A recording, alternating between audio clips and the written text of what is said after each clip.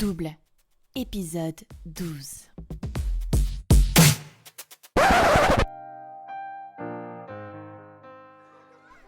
C'était un matin comme les autres. Les élèves entraient en classe, leurs sacs sur leurs épaules, leur voix enfantine emplissant la pièce d'une douce cacophonie. Quand Lucas est arrivé, il était différent, plus sérieux, moins souriant. Il s'est approché de moi, un cartable un peu trop grand pour lui sur le dos. « Maîtresse !» Je me suis baissée à sa hauteur, intriguée. « Oui, Lucas, tout va bien ?» Il a jeté un coup d'œil furtif autour de lui, s'assurant que personne ne pouvait entendre, avant de me dire dans un souffle. « Aujourd'hui, maîtresse, je m'appelle Elliot. Papa m'a dit de te dire ça, maîtresse. C'est Elliot. » Je suis restée figée. « Elliot ? Mais pourquoi ? Pourquoi, Lucas ? Enfin, je veux dire, pourquoi ton papa t'a dit ça ?» Il a haussé les épaules, son visage innocent trahissant l'importance de ses mots. « Je sais pas. Papa m'a juste dit que c'était important et que tu devais le savoir. »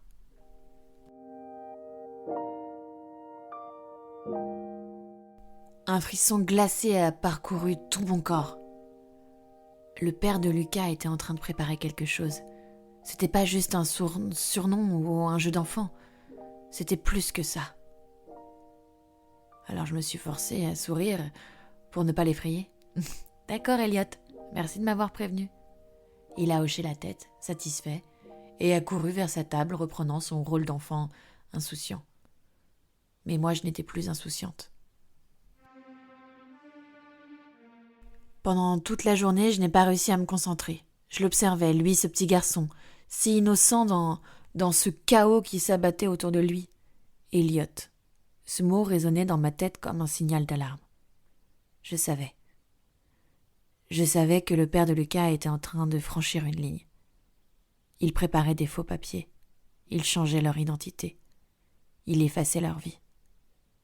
Mais pourquoi me le dire ? Me le dire à moi ? Pourquoi ce message crypté envoyé par la bouche de son propre fils ? Et en fait, là, il y a une pensée qui me paraît évidente. Ce nom, Elliot, ce n'était pas seulement un nom ou un mot. C'était un point de non-retour. Et je savais que d'une manière ou d'une autre, j'étais maintenant impliquée encore plus profondément. La suite, au prochain épisode.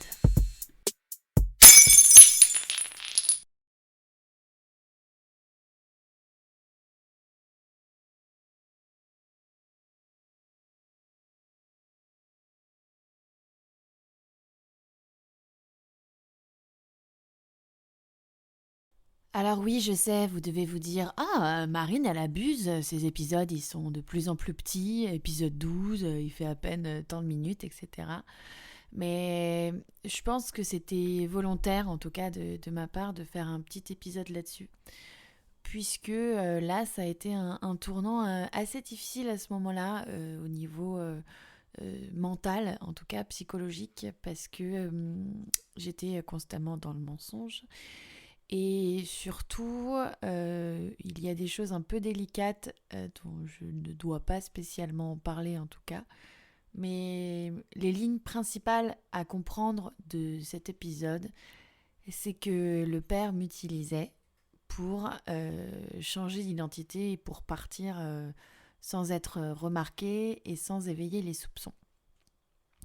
Donc voilà, je pense que j'ai résumé ces quelques lignes, en tout cas ce que j'ai vécu de façon un peu rapide. Mais au moins, comme ça, vous savez. J'en profite aussi pour vous remercier de m'écouter, puisque c'est toujours quelque chose un peu compliqué à sortir, on va dire, et surtout à mettre en ligne, puis en voix, puisque c'est une histoire que j'écris, que je raconte et que je mets justement en enregistrement et en montage. Et vous savez très bien que c'est pas ma profession. Donc bref, ça c'était un petit moment où je me suis égarée. Voilà, je m'excuse pour ce petit épisode, mais la raison pour laquelle il est court, c'est celle-ci, c'est que ça a été une épreuve assez importante puisqu'il y a des messages, des SMS, des choses, Monsieur Régal qui passe tout le temps. Enfin voilà, je résume, je ne vais pas vous raconter tout ça. Mais voilà, en tout cas, merci beaucoup de suivre ce podcast qui finalement sera un peu plus long puisqu'il y a 3 minutes d'épisode et puis 5 minutes où je parle, mais c'est pas grave. N'hésitez pas à partager ce podcast, s'il vous plaît, c'est important. Comme ça, ce sera su, ce sera diffusé, ce sera partagé et peut-être, je sais pas, un jour je pourrais avoir la célébrité podcastienne, je sais pas quoi. Voilà. Bon, je vous fais des bisous.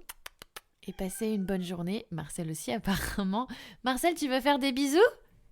Marcel, tu veux dire quelque chose ? Voilà. Marcel est témoin de tout, il sait tout. Chut. Et c'est très compliqué de faire un podcast avec un chat quand on fait un enregistrement et qu'il miaule tout le temps. Voilà, je vous fais des bisous. Passez une bonne journée ou passez une bonne soirée.